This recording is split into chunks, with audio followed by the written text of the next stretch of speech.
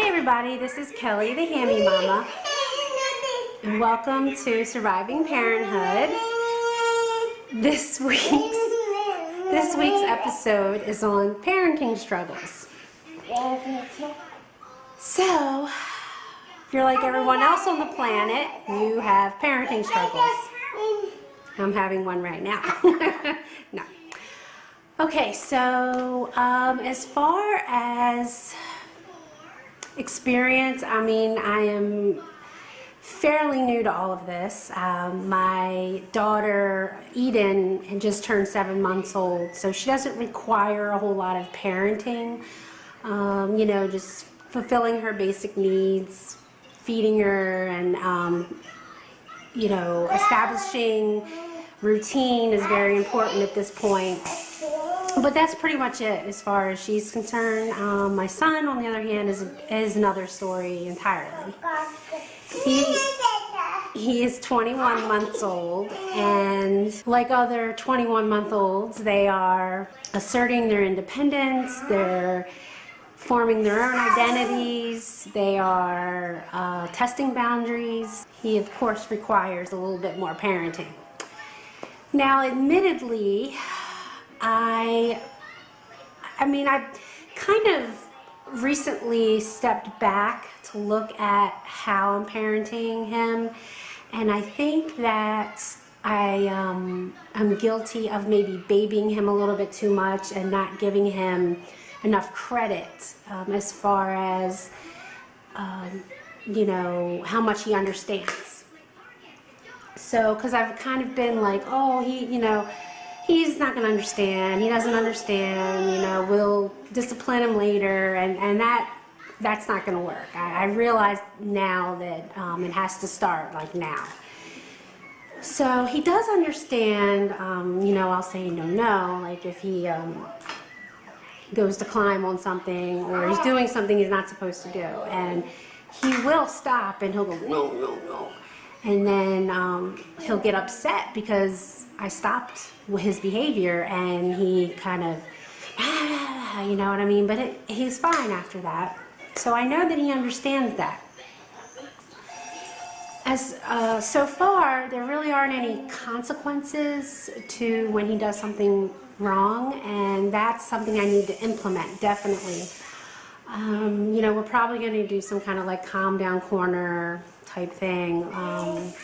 We're trying to get that planned out right now so that we can start it, because he's got to have consequences, and so far there really hasn't been any. So I mean, he's a good boy, I'm not, you know, but he is very spirited, and I can tell lately he is really, you know, he wants to do his own thing, and if I raise my voice, he laughs. He thinks it's funny, so that doesn't work. And my husband and I don't like to raise our voices. That's not who we are. So, and I am very fortunate in that my husband and I are on the same page about just about everything. We always have been. We pretty much have the same philosophies about things. That is very fortunate, because I know there are couples that struggle with that. You know, one parent wants to do something one way and the other wants to do something the other way. And even though our upbringings were very different, we still are in agreement as to how we want to parent our children, which is awesome.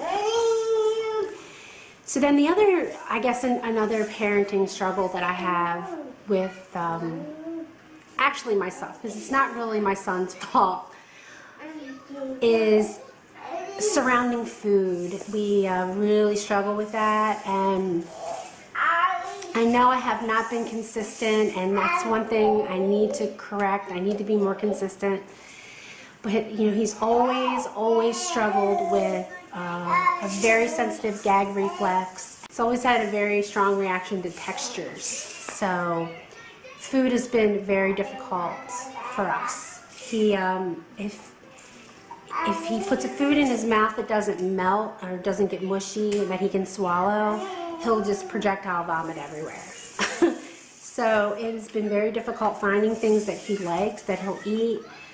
Right now it's like banana, graham crackers, sometimes oatmeal, sometimes fruit pouches, and every now and then I can sneak in one with like a vegetable in it. The fruit pouch with the vegetable. It's just, it's exhausting. And then the food gets thrown on the floor, and then, so I know I'm not very good at that. It's just something, it's very difficult. I mean, I have shed so many tears around food with Eli. But I just keep saying it won't be like this forever. He's getting older, he's going to grow out of it, and it's just not happening. So definitely, I talked to his pediatrician about it before, and he has said basically if he's refusing to eat, don't, you know, because I've been giving him 3 bottles a day because I'm afraid he's not getting the nutrition. He's not getting any protein in his diet. So I'm giving him 3 bottles, 4 ounces of milk and 4 ounces of toddler formula. And that's all he wants now is the babas all the time. And I'm just like, I can't, I'm not going backwards. I'm not giving him more. If anything, I need to give him less. And his doctor's like, just don't give it to him. He'll eat when he's hungry. And I'm just like, I just can't do that. I mean, I don't know about you guys, but it just kills me. So anyway, that's my major struggle, Eli's major struggle. Yeah, I think that's it. Yeah, so there's always, I mean, and of course Eden, I mean, she was a really good sleeper, and now all of a sudden the past 2 weeks she's getting up every night to eat in the middle of the night. But that, I mean, that's not really a parenting struggle. It's just a phase that she's going through. So, you know, it is what it is. All we can do is learn from our mistakes and, you know, try to, you know, I aspire to be the best parent that I can, and my husband does, and we are just trying to do it as a team. So, you know, all we can do is love our children unconditionally and do the best that we can for them, and hope everything turns out good and we don't scar our kids for life. Okay guys, thank you so much for watching. I had to get the little sticker up. Say hi to everybody, Eden. Hi. Okay everybody, so if you haven't already, please subscribe to Surviving Parenthood and also my channel, HammyMamma. And we will see you next time. Bye. Bye. Goodbye.